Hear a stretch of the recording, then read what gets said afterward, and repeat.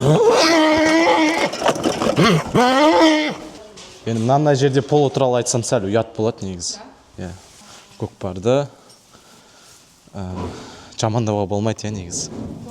Болмайды. Это вырежьте. Вы хороший, но он деп шықса. Барлығына сәлем достар. Бүгін біз Астанадамыз. Бану екеуміз. Бүгін поло ойнауға бара жатырмыз. Бізге бүгін Рахметжан деген досымыз айтты, арнайы шақырды. Сіздерге қызық болса, келіп көріп кетіңдер деп. Достар, бүгінгі видео қызық бол. Достар, менің бүгінгі видеом сіздерге қызық болса, коммент жазып, лайк басып, маған тіркеліп кетулеріңізді сұраймын. Feel my heart beating, 'cause you make me feel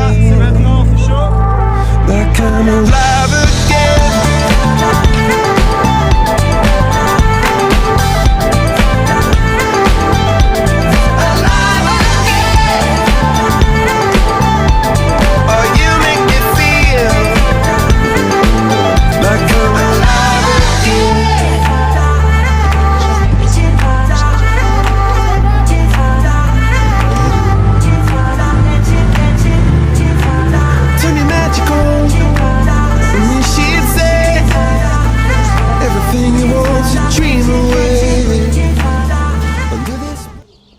Мы на месте.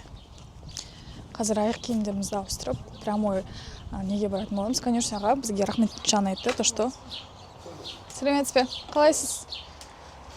Достар, біз конюшняға бара жатырмыз. Ура! Наконец-то дома десең.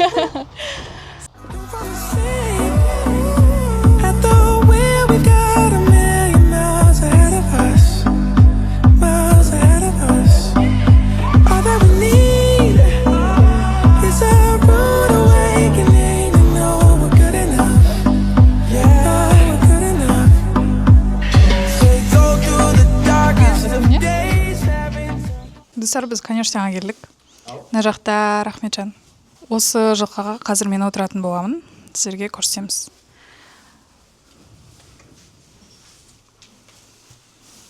Негізі спокойно просто сонда подстава етіп тұр негізі. Да? Менің есімім Нұров Рахметжан. Өзім Алматы облысының тумасы болам. Тұзбасты ауылы. Негізі осы ат спортына жалпы 14-15 жасымда келген. Ең бірінші ойнаған ойыным ол көкпар болған. Негізі көкпарды біріншіде әдем бастаған. Көкпардың айғырын сатып алған, папам алып берген. Сосын команда көкпарға, жаппай көкпарға кіріп, енді көкпарды өзім үйренем, дамытам деп бастағанда, бір рет мені жаппай көкпарға шақырып, сол жерде қағып кеткен. Иә. Ол өз құрдастарым болса мейлі ғой, үлкен ағалармен істеген ғой мен ойнаған. Содан кейін көкпардан көңілім қалған менікі. Сол оқиғадан кейін тек қана атпен айналысатын. Жай ғана тауларға шығып, атты баптап, бәйгеге 1-2 рет баптаған. Өзім ат сатып алып, өкінішке орай мектеп бітірген соң аттарын бәрін сатып, Түркияға оқуға кеткен. Жалпы не үшін жіберді? Өйткені әкем біраз малдан ұзақ болсын деп. Енді қалаға шықсын, өзім ауылдың баласымын ғой мен. Қалаға шықсын, адам көрсін, оқысын, білім алсын деп. Бірақ та Турцияға барған соң 2 жыл өтпей ма, мені бір профессор әдебиет пәнінен беретін өз тауып алады мені. Неге десеңіз, өйткені ол басқа қазақстандықтардан сұрап, атқа мінетін бала керек деп, өзі связьға шығады маған. Сол кісі Түркияда ең бірінші поломен айналысқан кісі. Содан сол кісімен танысып, маған ұсыныс айтқан, сен сол қаладағы асауаттарды үйретсең, жалақыңды аласың деген. Мен де мейлі дедім, барып асауаттарды үйретуге бастадық, дос бала екеуміз. Содан кейін бір күн қарасам, бір түрлі ойын ойнайды, қолдарына швабра ұстап алған, өзім түсінбеймін. 5 бір отырып көрейін деп қолыма берген соны. Содан кейін 1-2 ұрдым, шыны керек, сразу ұнаған жоқ ол ойын. Өзім көкпар шапқан соң, біраз европейский стиль дегендер сәл ұнатпаймын да. Бір-екі рет ойыннан кейін жақсылап ойнауға бастадым. Содан кейін бұл ойынға шынымен де ғашық болып қалдым. Не себеп дегенде, ең бірінші себеп маған сенген. Сол профессор маған сенген. Ойнаған соң, ойнауды бастаған соң, 2-3 айдан кейін осы полодан дүниежүзі ойынына шақырған еді мені. Сборный Түркияның құрама командасына. Мен де негізі әзілдеп айтқан ғой, мен де қосылайыншы деп. Олардан я деген соң алып алды өзімен. Содан кейін Бакуда ойнадық, 3-ші болып орын алдық негізі. Содан кейін бұл ойынға ғашық болып қалдым. Менің асауатымды ертейік. Қандай? Дисциплина үйренмеген, жай мінілген ат. Ол ешқандай мүмкімет, ештеңе істемейді, жай мінілген ат. Не, его гоняют, оказывается. Просто на корде. Он такой. Он дурной, честно, он не горячий. Негізі. Бұл жерде сондай перевалочный сияқты, мысалы, басқа жерден аттарды алып келеді да, осы жерге қоя салады, сосын алып кетеді. Осы аттар просто ұзақ тұрып қалған ғой, сол үшін өзіміз жаттықтырамыз бұларды. Эй, там седло, дорогой дебил.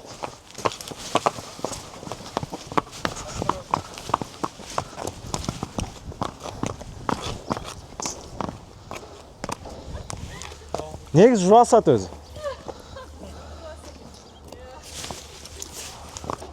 Ау? Сіз маған сенбей тұрсыз ба? Мен де өзіме сенбей тұрмын, ну ладно.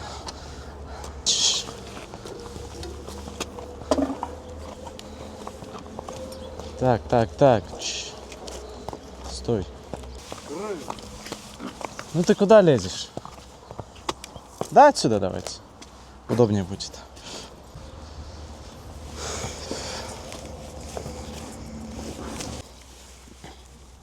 Сейчас я его на этом погоняю, на ливаде. Не на ливаде, на закрытом. А потом уже на степи. Сәл қуатыны болмаса енді. Просто бұл негізі өзі жас атта 4 жас. Бірақ 4 жас өзінде атты уже бұзып тастаған. Бұл көкпаршылардың қолынан келген ғой бұл жерге. Алматыда. Номадта.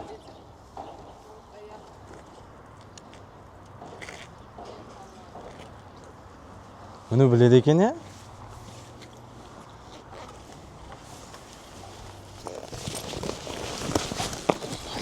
Вон, можете отпускать. За поводья отпустить. Поло негізі ескіден осы түрк халқынан шыққан ойын.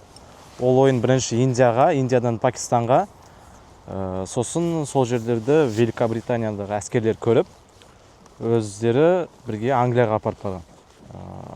Сосын ол ағылшындар, англичандар, то есть өздері бұл ойынды орысша айтқанда модифицировать еткен.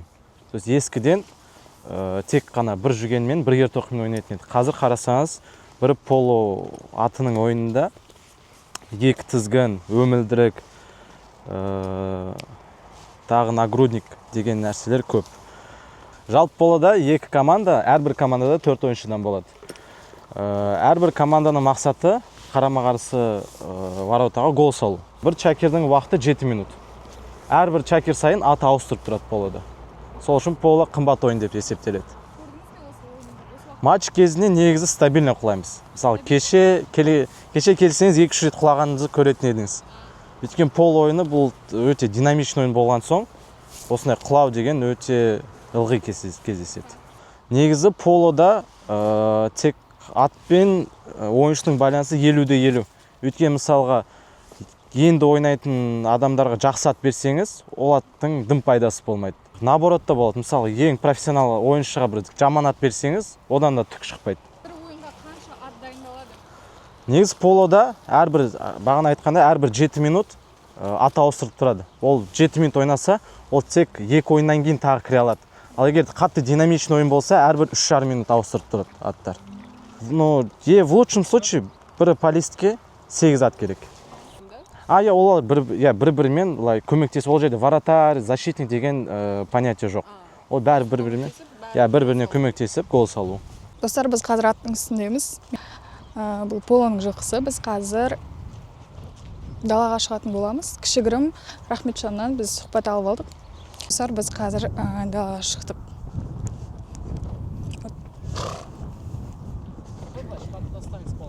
Да?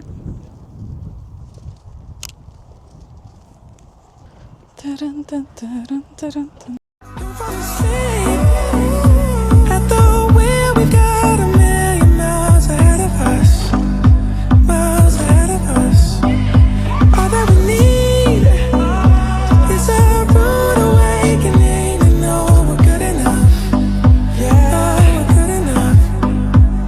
So go through the darkest of days, having to heartbreak away.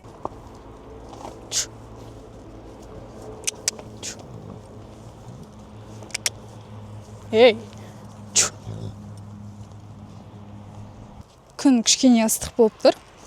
Маған Рахметжан өте көп информация айтты. Оларда скоро бесі кетеді, олар жарысқа Бакуда жарыс болайын деп жатыр, мировой полодан. Вот. Бұйыртса, Рахметжанға біз өте үлкен жеңіс тілейміз. Енді достар, мен Полоның жылқысына отырып көрдім. Шын өзімнің отзывымды айтсам, кішкене ыңғайсыз. Себебі біз бәйгенің аттарына, көкпардың аттарына мініп үйреніп қалғаннан кейін, Полоның жылқыларына мініп, олармен управлять ету кішкене маған қиын болып жатыр. Себебі оларда, қараңыздар, вот, видите, менің қолым, точнее, тізгін тек бір қолда тұр. Бір қолмен олар тізгінді управлять етеді. Екінші қолмен олар допты управлять етеді, доппен ойнайды. Және де етіктері тоже басқаша болады екен. Жылқылары көбінесе ағылшын породасынан келеді, чистокровный ағылшын. Және де бұлардың бастары өте жұмсақ болады екен. Рахметжан айтты маған, тартсаң сразу тоқтайды. И бір тізгінмен осылай оңға и солға бұрып отырасыз, деді тек. Болды. Сол кішкене ыңғайсыз. Өзі біздің аттарда ондай да бар. Сосын енді оңға бұрап көріңіз. Тартыңыз кәнде бұраңыз. Тартыңыз кәнде тартып тұрасыз. Беріңіз, мен бір отырып, мынаның бір настройкасын түзеп тастайын.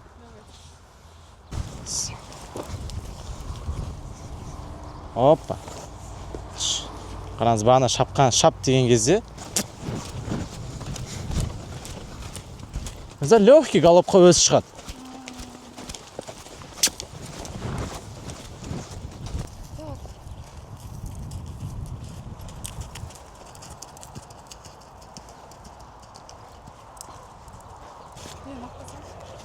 Өте күшті шабасыз, өте мықты шабасыз.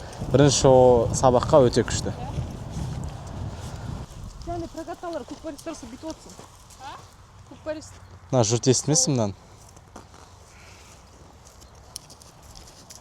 Все өшірейін ба? Әдем. Может, фотоға түсірем сені? Қазір болдық, конюшняға келдік.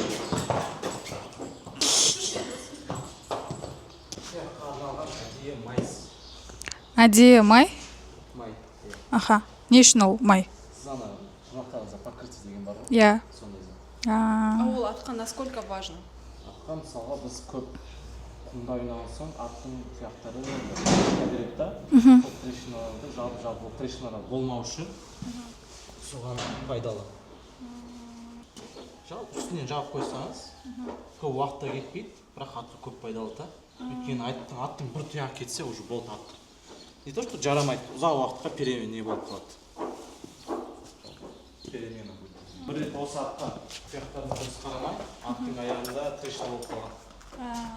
Трещинадан кейін ол менде 2-3 аптадай тұрды. Содан кейін енді не болса да опыт, тәжірибе, содан кейін тұяқтарына өте мұқият қарау. Солай, подпишитесь, поддержите нас дальше. Достар, біз қазір шай ішуге бар жатырмыз. Мен сүрмен дочам берем. Тити! Вау! Она не хочет, она как